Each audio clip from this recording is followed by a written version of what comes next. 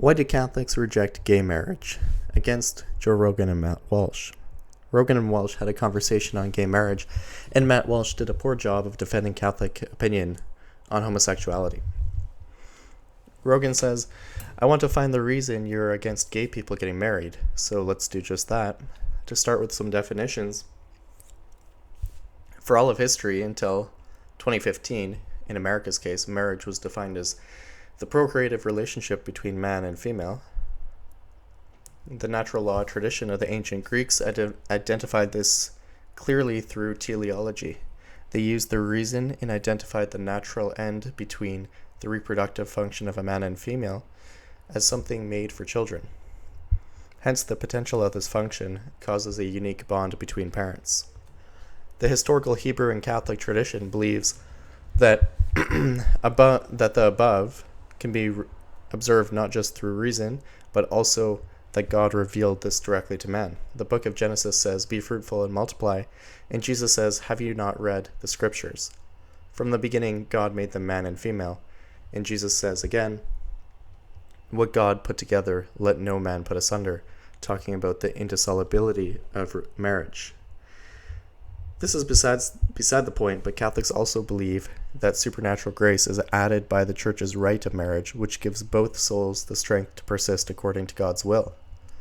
Matt Walsh asks Rogan if marriage is a subjective, symbolic thing, and Rogan says, yeah, marriage is a man-made institution.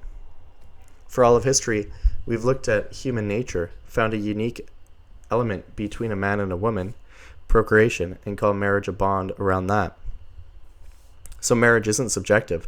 There's an objective definition. Whether one's opinion is aligned with the objective reality identified historically is subject to the individual. That is, the definition of a procreative union between man and woman is an objective reality we always recognized, and your opinion of it is subject to be either aligned or not aligned with that definition. Rogan says, why does marriage even matter if 50% end in divorce anyways? And Walsh concedes this is a problem, and the Church does a bad job at defending and supporting marriage, especially the Protestants, who don't have a very good understanding of natural law. First, most people never even understand the natural definition of marriage, let alone do they have the supernatural Catholic understanding in the rite of marriage applied to it. Compare the 50% divorce rate to the Latin Mass community, which has closer to a 3% divorce rate, according to Father Ripperger, but given that Catholicism doesn't even permit divorce, this 3% is either people who apostatize the religion or have annulments. So really there's no divorce, but alternatively, homosexuals do not concede this definition of marriage, and instead it's a symbolic commitment of two loving people of consenting age. So Joe Rogan says, I don't see how a gay marriage damages a straight marriage. And that question will be answered. But first, a better question would be for Rogan, why do homosexuals desire the title of marriage anyways? Why do they want the word attached to the Catholic definition?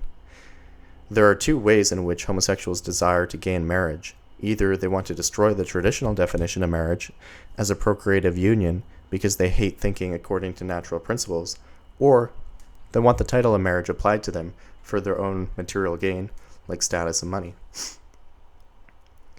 The title of marriage applied to them is a quick matter to address, as money and the material well-being is a lesser problem than the spiritual well-being.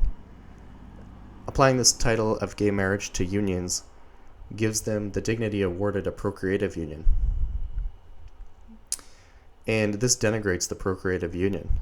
A marriage is an extremely difficult thing, as the parents are tasked with the burden of raising new citizens. The woman crushes her body in the process, and historically millions have died in childbirth. And the man is forced to support both her and her children and his children, for better or worse, to work for them and to go to war to them and protect them if it's required. This burden continues for decades, and it amounts to a sacrifice that benefits the society as a whole, as society gains new citizens who will support and upkeep all things. Due to this sacrifice, which is necessitated by nature for the preservation of the species in civil society, marriage is awarded a special dignity among society, or at least it was, which recognizes and appreciates the burden in the procreative element. As a result, historically, America gave families voting rights over America's future, and tax breaks, and even social status. Proper justice should be observed regarding the nature of a family to society and the relationship between the two. But these following issues do much greater damage, and they're the ones that Walsh does not touch on. Now, the damage caused by the principle of imminence is insurmountable. I believe it's the reason why God destroyed Sodom and Gomorrah. It was practically irredeemable, and at Fatima it was said the final battle would be over marriage. Imminence is to say that each individual's opinion is equally true, conceding that the objective reality of a thing does not matter. In a sense, one can say the word marriage doesn't matter, since a word is just a numerical counter and a pointer to a definition. But the definition does matter, and the one suffering from imminence looks at the definition, a procreative union between man and woman, and says, well, in my opinion, there's nothing different in that relationship compared to two men. But this is not true, since truth is to equate one's opinion with reality, and we know two men cannot create a child. So it is not just a commingling of words, but a rejection of reality as the objective standard for truth. Imminence transposes the objective reality of marriage onto a man's own idea of it. When marriage is not defined by nature, and nature defined by God, and instead a marriage is defined to be whatever a man feels like it should be, then people do not see the definitional reality of marriage, nor do they comprehend its causes, where it comes from, who it comes from, how it leads to the happy end of human flourishing. This leads to dissociation with reality. If marriage is about whatever I think it is, then it could be between two men, or 10, or it could be a child and a man, or dog, or for the sake of fun, or profit, or pleasure, or anything. Some would call this the slippery slope argument, which it's not. The slippery slope is that one associates unintended consequences with something not correlated to it. But there is a correlation, because the same principle that undergirds gay marriage is a principle that we can use to permit many other moral circumstances. Gay marriage drills imminence into kids, and it suggests to them that marriage has no objective meaning or definition. So why would they ever seek to gain it? So the marriage rate plummets. Men and women won't live sacrificially.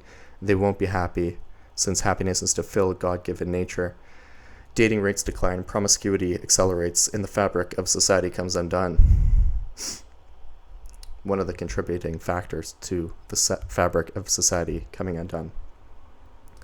Worse, imminence is especially dangerous because it leads to utilitarian thinking. And this is the second error of Russia. Catholics believe that God created nature, that he created nature with an intended end, and to fulfill the end causes tranquility and order. To reject the end causes strife and chaos. To follow God's good order is good, morally speaking. And we find this final good by reason aligned with reality. To act contrary to God's design is to sin, and sin leads to hell. The more sinful a society it becomes, the more it reflects hell. Utilitarian moral theory is defined by the statement that ends justify the means. Because of imminence, the end sought is not defined by nature, but by a man's opinion. So, say a woman has sex and there's a life growing in her womb, and the natural end for it is to grow to a complete human, but the woman's goal is not aligned with nature, so she terminates it. And perhaps she goes to hell, who knows? But nobody says a thing because the crime was done in the dark. Nobody cares. But over time, the population declines because of all of the abortion. And this thinking spreads to other matters, and the woman is emotionally damaged because she dissociates from the reality. So mental illness increases because this is seen as a normal thing. Or say rather that a nation is hit with a terrorist attack, and the natural end according to justice is a proportionate response against the perpetrators because all men are made in God's image.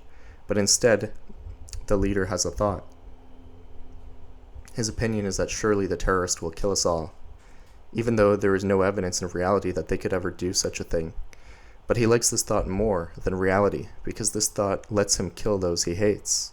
Based on this idea, he's justified himself in killing, say, 33,000 women and children, even if the terror attack against him left 1,000 dead. Or say there's a war and the nation wants it to end, so they just nuke 200,000 innocent civilians, but the president and its leaders claim, according to my opinion, this was justified. Lastly, consider that there is a bond defined by a procreative union, but a man lusts after another man, and so he decides marriage must be how I see it. So he forces all of society to live under his opinion, and not according to the design of nature. So the society becomes hypersexualized because marriage is reduced to nothing, birth rates and marriage rates collapse, the society comes to rely on immigration. At this point, it goes on for so long that everybody believes reality is subjective, so the leader himself declares the nation is a post-nation state, according to his own opinion. And this is all fine until immanence seeps so deep into moral decision-making, especially decisions about the economy, public health, and war. Then we're in true danger. But now, at that point, we don't have the principles to repair ourselves anymore. These principles have been phased out. In the public institutions, they're called antiquated. They no longer matter. The objections of Joe Rogan are various. Rogan says, if a man and a woman both love their career and they're very selfless in it and they want to get married, what's wrong with that? Marriage is a union for procreation. They take nature up on the loving union side of things, but they deny the procreation side. These two live sinfully by their own opinion, and they live by their own opinion of what is profitable to them, but not according to what is good. What about those who are infertile? The infertile never denied either element of the marriage. They're only infertile if God chooses, and in some cases, infertility comes to an end. What about those who love each other but then get fixed? Well, they don't really love each other if they don't want to follow nature, but there's some selfish element to it. But that's besides the point. If they get fixed and continue in the marriage, they're like the career couple who denies nature. If they recognize their fault, they could reverse the decision, but that's a whole nother matter. Rogan says animals are gay, so why isn't it natural for us too? Well, animals don't live according to reason, but according to sense, and our intellect should put us above animals. Finally, one of the more difficult questions to answer, why would God make them gay if he didn't want them to have gay sex? Matt Walsh says God did not instill gayness, but only permitted it due to the fall, which is somewhat true, but note that it's always been Catholic doctrine that some men, as a natural point of causality, end up with the gay desire, just as all people tend towards one predominant vice. A better response is that God permits homosexuality because he desires these people to master celibacy and to become servants of others, not through rearing children, but through good works. They form a special unity with God if they're true to the celibacy, as they're espoused to God in their celibacy. This doesn't necessitate living alone, but rather living chastely and without marriage. And all Catholics, regardless of call to marriage, are also called to live chastely. Like and subscribe.